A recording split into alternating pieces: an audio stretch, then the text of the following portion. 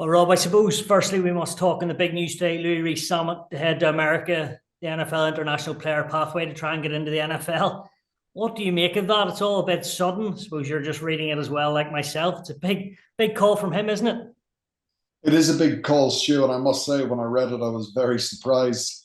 We've seen players try to do it in the past. Christian Wade been one of them. There's no doubt he has the attributes in terms of, particularly his speed is his big point of difference. But I think players very much underestimate how difficult it is to go and play a completely new sport with new rules, with a different size ball. It's a big gamble for him. He's still very young, and I know it's just for a period of 10 weeks or so. And if it doesn't go right, he'll be able to come back to Welsh rugby and fit back in very seamlessly. But you'd have to think that it's an unusual one, but we may very well be left eating our hat if he does turn out to be a real star and to progress an awful lot further in it. Yeah, last one on that. You touched on Christian Wade. He found it difficult, obviously, as most players would. But Reece certainly got a good few attributes, but it's a whole different ball game, isn't it? It's a completely different ball game. It's a completely different sport. I was very surprised when Christian Wade went over there, and he was actually a player who they would have considered to have made a huge amount of strides in it. He in the NFL, they've got a squad of 50 players, and then they've got another training squad of 50 players. And I think he was in that second training squad of 50 players. So the chances of him ever really getting to play a top flight NFL game were very, very slim. I do think that people do not give enough care and attention to the fact that it's polar opposites in terms of the sport. Why we might think they look the same and the contact element and the different shaped ball, they're very, very different sports. Well, we'll see how it unfolds. We bring our attention closer to home. The Ireland squad pick tomorrow. All change. New captain, Rob. I can name Doris, Furlong, Ryan, Omani, Ringrose. I could name a lot of players. Who do you think and why, Rob? Listen, you've said yourself, Stu, that there's 4 or 5 different candidates there, and all would be equally good and equally excellent Ireland captains. We know Gary Ringrose and James Ryan have that pedigree, given that they've done it for Leinster. I always like my captain, I think, to be in the forwards. I think you're closer to the referee. You've got a better feel of the game, and you can be that standout player to bring it to the opposition, and that's an awful lot of time easier to do in the forwards. I would think Caelan Doris would be an excellent candidate. He's still young enough to mould into the type of captain that Andy might want. He's one of the best rugby players in the world. His form is excellent at the moment. He generally plays 80 minutes in a huge amount of games. A very mature, reasoned, measured individual. And I think that he's the type of player that captaincy could get even more out of him again. It's funny because I thought Doris, and then at the weekend after the Stag game, he sort of distanced himself. Is that just a bit of let's see what happens? Or, he's just sort of said, oh, I'm not too sure about this in that line of way. Like, is that just something he may be a bit reserved, or do you think, would you read a bit more into that? No, I think he's a little bit reserved. He's still very young. He hasn't had a huge amount of, exposure to the media in terms of that level of questioning. But he's a very humble individual too, and he probably, I don't know if he is named captain, but if he has had that discussion, you want to distance yourself very much as quickly as possible because you don't want to upset the coach in terms of coming out quickly. So I'm not sure there's any sort of right answer when you're asked that question, but it's certainly going to be an interesting selection. Other talking points, the ins and outs of the squad, injuries to Hansen, Keith Earls retiring, Jimmy O'Brien out. Stockdale, back in for you, Rob. What about Calvin Nash? Which way do you see your expertise in the back three?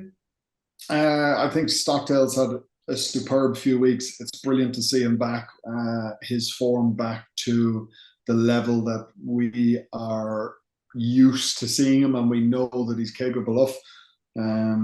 Unfortunately for Jacob, he is a very much out and out left winger, and he's going to be in a toss up with James Lowe. If you asked me 2 weeks ago who's going to start in the left wing for Ireland, I would have said Jacob. James Lowe's back now. We know Andy likes him. He gives them the team another dimension, particularly with their exits and their go forward ball.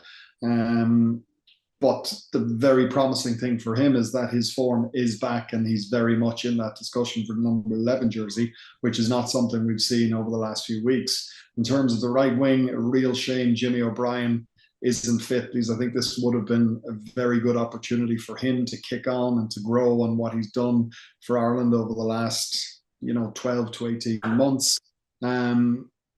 But then you take Jordan Larmour and Calvin Nash, two guys back on form, hit their straps at a time when they need to be.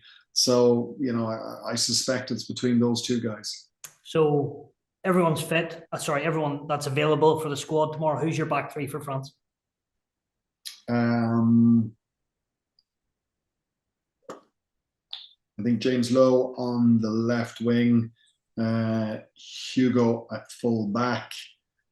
And I think if push came to shove, given the enormity of the game and how it's such a must win for Ireland, I think I would go with Jordan Larmour, because he's done it a lot more than Calvin Nash. He's had that more test experience, but I would definitely see Calvin Nash to start a game in this tournament. Last couple for me, Rob. Fly half. Jack Crowley, Harry Byrne, Kieran Frawley. Ross Byrne seems to still be injured. Another massive talking point. Jack Crowley, the man to lead us going forward, or he's got so much to learn still. But have you been impressed?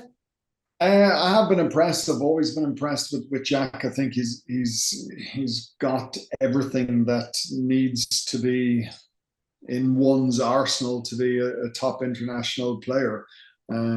Ross is injured. Harry hasn't got a huge amount of game time, a little bit stop-start.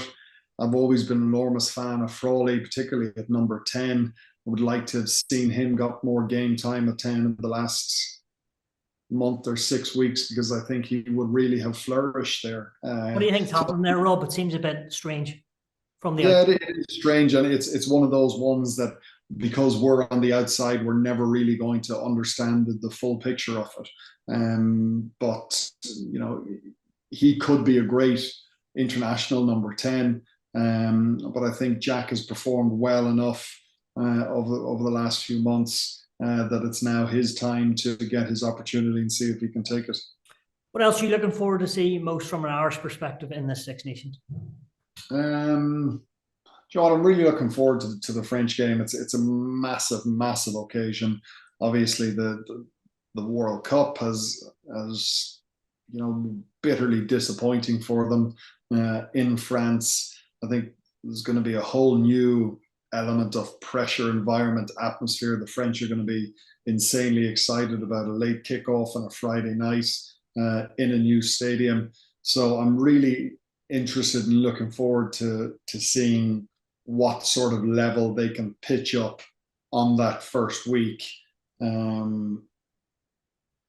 without having a huge amount of time together, and seeing, can they maintain those performances that they did at the World Cup? And without Johnny, what's seen as success in this competition?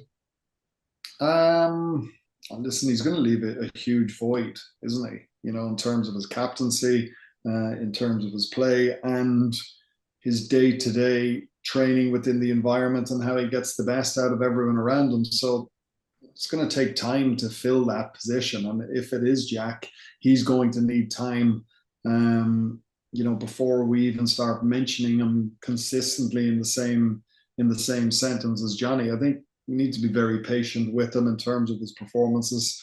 But he does have what it takes to be a great number 10. And this team will very much feel as if they can win the competition. And I think they can. I think it's going to be a straight shootout again between Ireland and France, the two outstanding teams within the Six Nations. Scotland can be great one day, as you well know, and very mixed the next day. So at this moment in time, you'd have to say that the winner is going to come from France or Ireland. So if they beat France, it's a Grand Slam again, Rob, is it? Well, they still have to go to Twickenham, which will be difficult, and the Scots are going to pose a threat. But if they do manage to beat France, they are certainly very much in the driving seat for another championship. Well, what a great 3 months ahead, Rob. It's been a pleasure. Thank you. Thanks, Joe.